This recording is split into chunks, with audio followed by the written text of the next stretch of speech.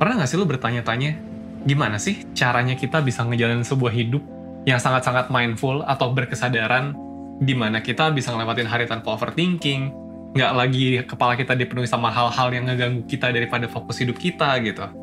Di video ini, gue mau cerita soal satu orang yang berhasil menjalani sebuah hidup yang sangat-sangat fokus, yang sangat-sangat mindful seumur hidup. Dan dia bukan orang biasa by the way. Dia adalah samurai nomor 1 sepanjang sejarah Jepang. Dan kalau lu familiar ya, lu sering nonton anime atau sering baca manga gitu ya, mungkin lu pernah denger nama ini. Namanya adalah Miyamoto Musashi. Nah, gimana ceritanya dia, dan gimana caranya seorang samurai nomor 1 sepanjang sejarah itu bisa melatih dirinya supaya jadi orang sekeren itu, dan dia bisa hidup dengan fokus dan mindful setiap harinya. Stay tune di video ini ya. Gue akan ceritain apa yang dia lakukan dan gimana caranya kita bisa belajar dari hidup dia buat ngembangin hidup kita masing-masing.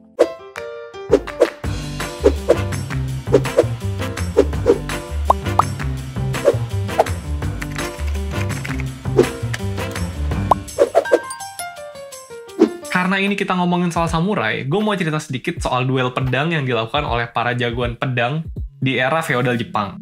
Di zaman itu, untuk berbagai alasan, seorang jagoan pedang itu bisa aja menantang jagoan pedang lainnya buat melakukan duel.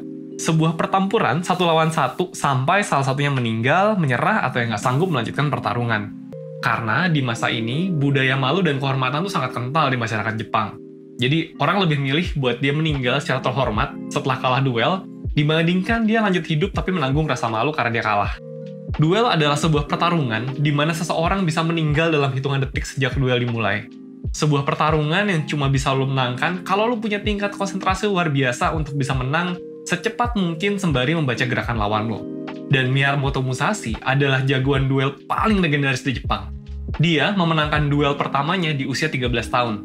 Dan sebelum usia 30 tahun, dia sudah melakukan lebih dari 60 duel dan semuanya dia menang. Iyalah menang semua, kalau kalah ya dia udah meninggal kan? Banyak yang nyebut bahwa Musashi adalah orang paling jago soal gimana caranya fokus sepanjang sejarah. Ya gimana nggak jago? Duel itu kan momen yang butuh konsentrasi super tinggi gitu, dan dia selalu menang ketika melakukannya. Dan nggak cuman itu, sebagai orang yang udah ngalahin puluhan orang dari berbagai perguruan dan keluarga, tentu banyak orang yang dendam dan pingin buat ngebunuh Musashi. Tapi, Musashi berhasil hidup sampai usia cukup tua tanpa dia harus hidup dalam ketakutan. Sesuatu yang konon karena Musashi itu selalu menjaga fokusnya setiap detik di dalam hidupnya. Kalau bahasa kerennya adalah, Musashi adalah orang yang hidup berkesadaran, orang yang selalu mindful. Musashi adalah orang yang berhasil mendidik pikiran dan tubuhnya untuk menjadi seorang satria tidak terkalahkan oleh siapapun sepanjang hidupnya. Dan untungnya nih, beberapa saat sebelum dia meninggal di usia lanjut karena kanker, Musashi sudah berhasil menyelesaikan beberapa karya tulis yang menggambarkan pemikiran dan ide-idenya soal gimana sih caranya bisa jadi manusia super tangguh nggak terkalahkan kayak gitu. Dia menuliskan pengetahuannya soal strategi perang dan berpedang dalam beberapa buku, termasuk salah satunya adalah The Book of Five Rings yang cukup melegenda. Tapi, yang menurut gue penting banget buat dipelajari dari Musashi adalah ajaran terakhirnya.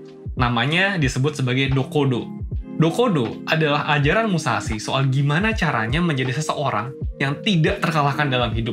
Cara biar orang bisa punya fokus setajam dan sedalam dia, cara menjalani hidup sebagai seorang pemenang. Ada 21 ajaran dalam Dokodo. Jadi di video ini, gue akan coba merangkumkan ajaran Dokodonya Musashi buat kalian.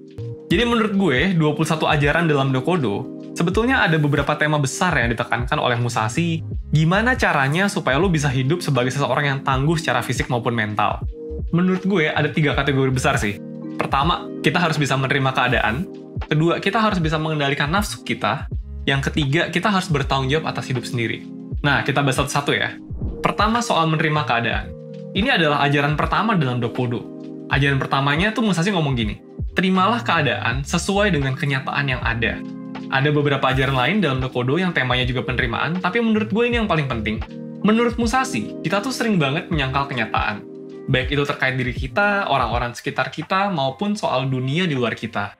Misalnya nih, soal diri kita sendiri.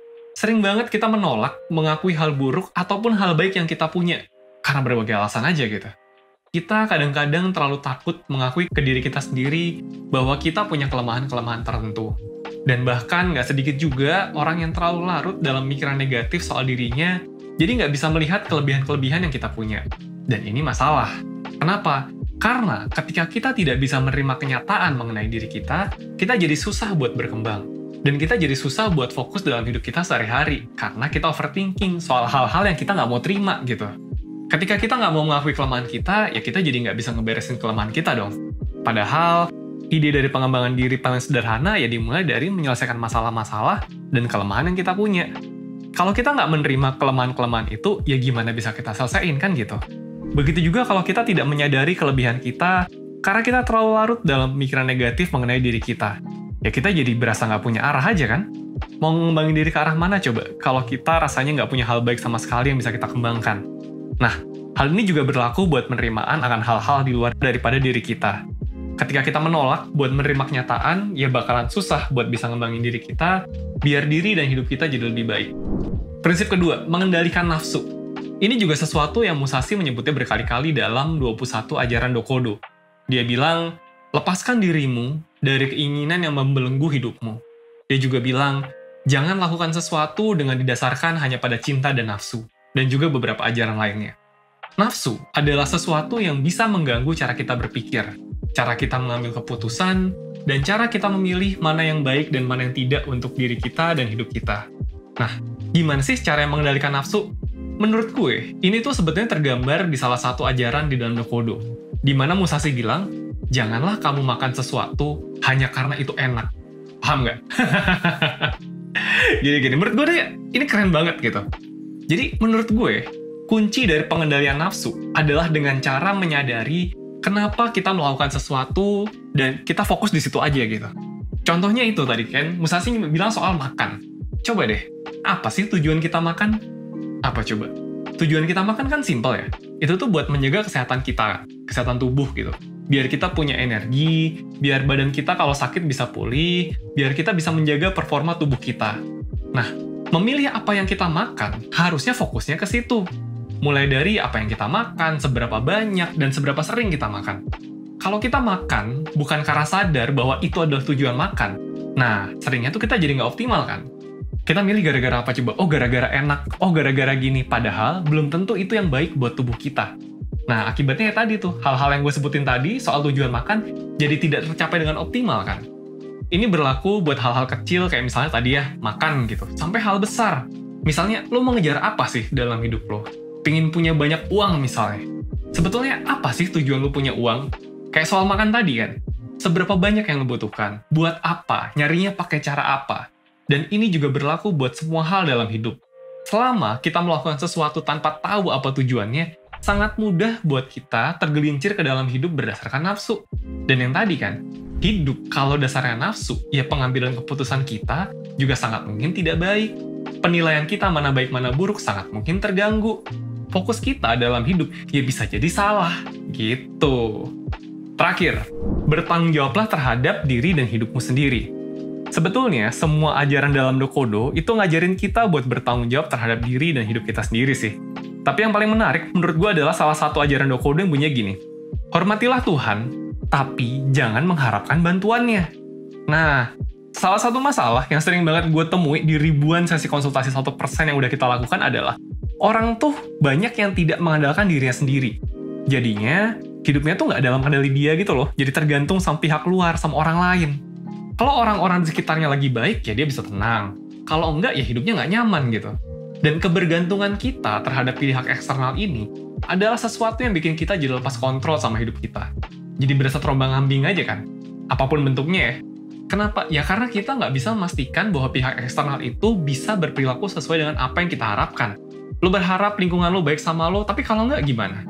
Berharap besok jalanan nggak macet jadi lo nggak telat, tapi kalau nggak gimana? Jadi coba balik ke diri sendiri. Andalkanlah diri lo sendiri buat hidup lo sendiri. Punya temen, punya keluarga, punya pasangan, punya support system, ya itu bagus. Tapi lo nggak bisa mengandalkan mereka 100% setiap saat. Kita hidup di dunia ini ya basically sendiri-sendiri kan. Ada sih yang nemenin, tapi kan nggak setiap saat juga gitu. Satu-satunya orang yang ada di hidup lo, setiap detik sejak lo lahir sampai detik ini lo dengerin suara gue, ya cuma lo sendiri. Hidup lo adalah punya lo, bukan punya orang lain. Yang selalu bisa lo andalkan, ya diri lo sendiri. Kalau lo merasa diri lo nggak bisa diandalkan, ya belajar supaya diri lo layak buat bisa diandalkan. Minimal buat diri sendiri deh.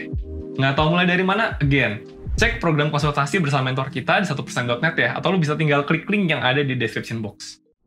Ya udah, sekian rangkuman dan interpretasi singkat gue soal Dokodo. Gue harap filosofi dari jagoan pedang legendaris ini bisa menginspirasi lo buat menjalani hidup dengan lebih baik, mengembangkan diri lo, dan lo jadi bisa hidup seutuhnya.